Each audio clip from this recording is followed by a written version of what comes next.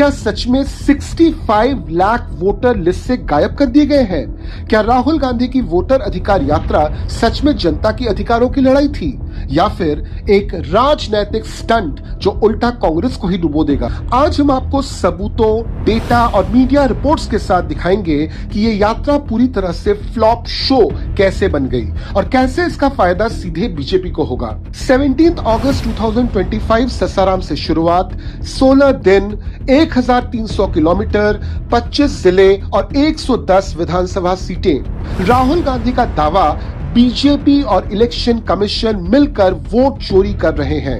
उन्होंने कहा 65 लाख नाम काट दिए गए हैं और 89 लाख शिकायतें मिली हैं। लेकिन इलेक्शन कमीशन ने कहा है कि इतने बड़े पैमाने पर कोई वैलिड कंप्लेंट दर्ज नहीं हुई है। सिर्फ 1.78 लाख एप्लीकेशंस एंड 53 ऑब्जेक्शंस, यानी कि राहुल का आंकड़ा पूरी तरह से हवा में है।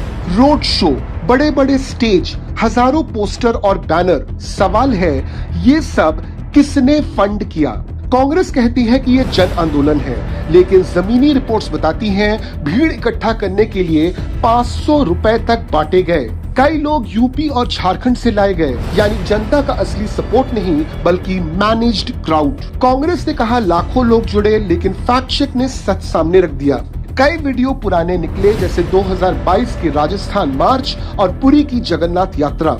ग्राउंड रिपोर्ट्स ने दिखाया कि भीड़ बहुत कम थी। टाइम्स ऑफ इंडिया और ऑप इंडिया ने इसे डीजल शो बताया। दरभंगा में मंच से पीएम मोदी और उनकी दिवंगत माता पर अभद्र भाषा का इस्तेमाल किया गया। मोदी ने कहा, मैं माफ कर दूंगा, लेकिन बिहार की जनता नहीं। सुपौल में राष्ट्रीय ध्वज का अपमान हुआ, बाइक चोरी की घटनाएं घटी। पूरी की पूरी जनता ने 3 चीजें नोटिस की: अराजकता, नफरत, नकारात्मकता। ये पहली बार नहीं है कि राहुल गांधी ने इलेक्शन कमीशन पर निशाना साधा है। इसके पहले भी उन्होंने ईवीएम और वीवीपैट सिस्टम्स पर बहुत सारे सवाल उठाए थे, लेकिन सुप्रीम कोर्ट ने बार बार कहा ईवीएम सुरक्षित है और वीवीपैट सिस्टम पर्याप्त है। जब कोर्ट और डेटा दोनों ही कांग्रेस के दावे को गलत साबित कर रहे हैं, तो वोट चोरी का नैरेटिव कहीं न कहीं टिक नहीं रहा।